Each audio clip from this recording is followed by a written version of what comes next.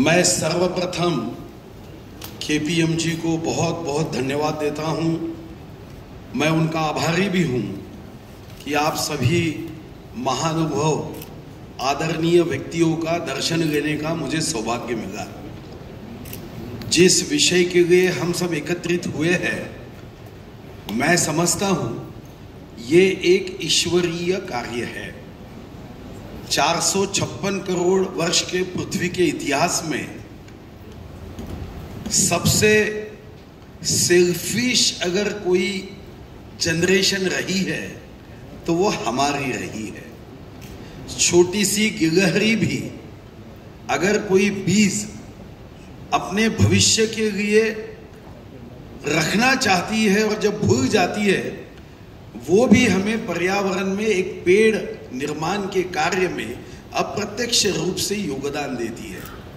मगर हम सब लोग तो यही रिसर्च में लगे हैं कि सीडलेस फ्रूट हमको कैसे मिले। हमको कोई घर खरीदना है तो उसके सामने तो गार्डन चाहिए। अगर जंगल के आसपास है तो उसके पैसे भी हम ज्यादा देते हैं। पर ये भूल जाते हैं कि 1820 में इंडस्ट्रियल रिवॉल्यूशन के बाद 202 वर्षों में 456 करोड़ वर्ष में जितना नुकसान इस वसुंधरा मां का नहीं हुआ, उतना हमने 200 वर्ष में किया। 50% जंगलों को नष्ट कर दिया।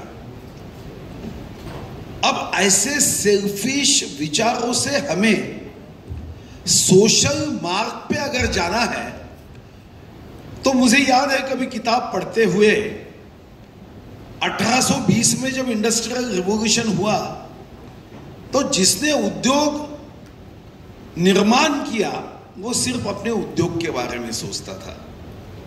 फिर कुछ वर्षों के बाद उनके ध्यान में आया कि मैं सिर्फ उद्योग के बारे में सोचकर काम नहीं जमेगा। मुझे जो ग्राहक मेरे उद्योग की उन्नति के लिए काम करते हैं उनके बारे में भी सोचना होगा। फिर ध्यान में आया कि जो ग्राहकों के साथ मेरे उद्योग में जो कामगार भाई काम करते हैं, जिनके आधार पर मेरा उद्योग फलता है, फूलता है, आगे बढ़ता है, तो मुझे कामगार हित की भी बात सोचना होगा। फिर इस रिवॉल्यूशन के 202 वर्ष में एक टप्पा ऐसा आया कि जिसे हम कारपोरेट सोशल रिस्पॉन्सिबिलिटी की बात करते हैं, उस पे हम चले गए कि हम ग्राहकों का सोचे, उद्योग का सोचे, कामगारों का सोचे, मगर उसके साथ समाज का भी सोचे। और अब हमारा अगली बात आई है, वो है कि हम पर्यावरण का भी सोचे।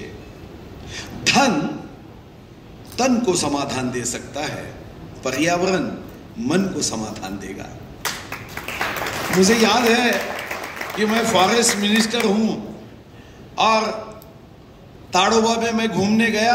आखिर तो मैं फॉरेस्ट मिनिस्टर हूं परिवार के साथ। तो ऐसी ही एक इंडस्ट्रियलिस्ट परिवार की महिला मुझे मिलने आई। बोले आप तो मंत्री हो। बोले हाँ।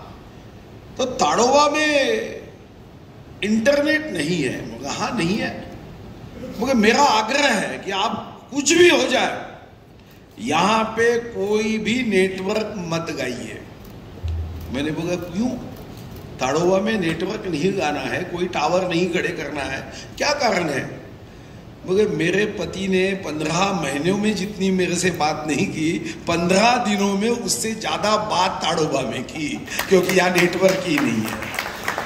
तो अब धीरे धीरे हम सब लोग पर्यावरण के महत्व को जानना शुरू हुआ है, मगर अब एक्शन भी करना होगा।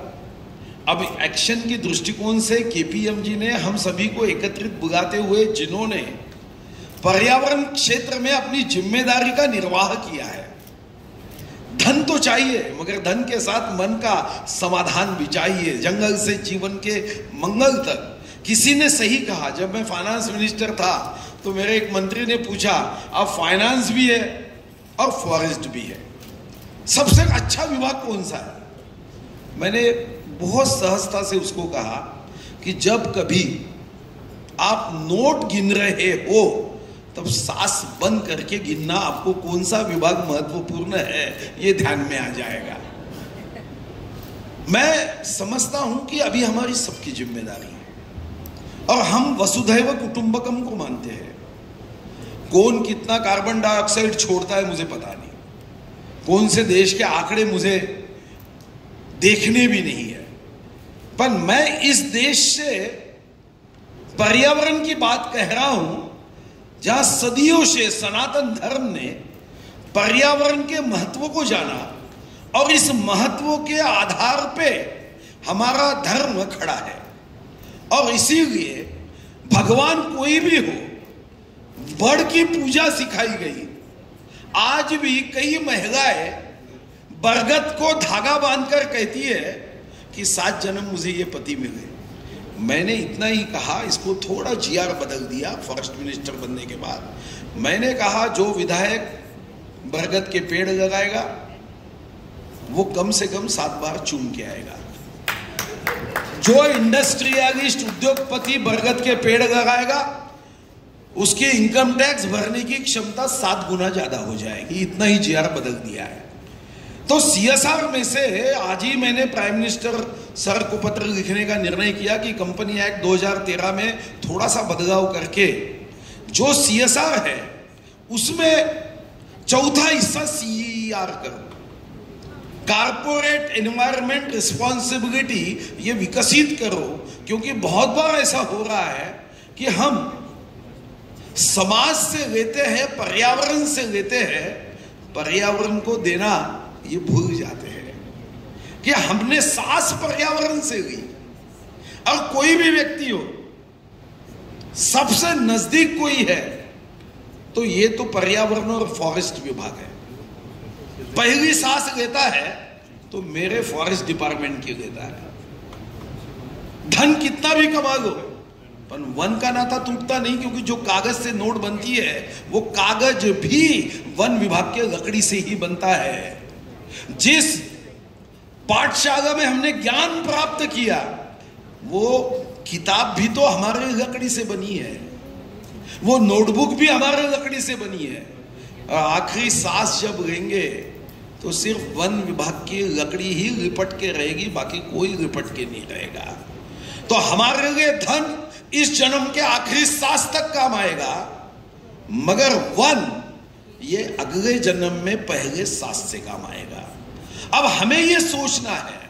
मुझे जब फाइनेंस मिनिस्टर था तो यूरोप के 14 देशों के मिनिस्टर, 14 नेशंस के मिनिस्टर्स आए, पूरे देश में घूम रहे थे। मुझे पूछा उन्होंने कि हम तो इन्वेस्टमेंट करने का सोच रहे हैं, उनके पास तो पैसा भी ज़्यादा है और 1% 0% पे आजकल देते हैं।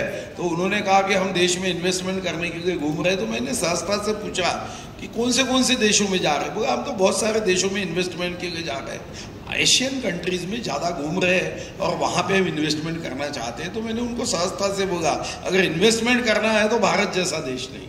तो उन्होंने पूछा क्यों? तो मैंने सहजता से बोला आप 50 देश यूरोप और बाकी जो आसपास के 72 नेशन है, सबकी लोक संख्या कम हो रही है, बढ़ नहीं रही है। और 7 धर्म पूरे विश्व में है, जिसमें से 6 धर्मों में पुनर्जन्म माना है।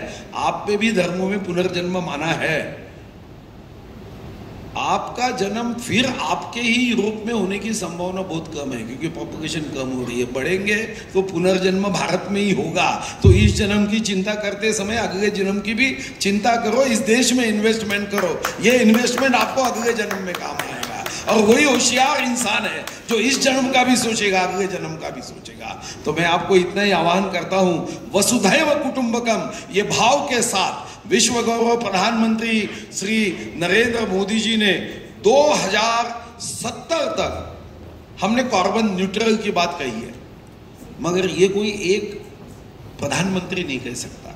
एक अकेला थक जाएगा, साथ ही हाथ बढ़ाना ये हमारी सबकी जिम्मेदारी है। और केपीएमजी के श्री मिस्टर एसडी नागपुर वाला को धन्यवाद दूंगा कि आज उन्होंने इस विषय को लेकर काम किया। मैं भी बहुत कॉन्फ्रेंस में जाता हूं, मगर उनका विषय एक ही होता है कि धन से धन को कैसे बढ़ाना। मैं यहां आया हूं केपीएमजी के कार्यक्रम में कि धन से वन को कैसे बढ़ाना।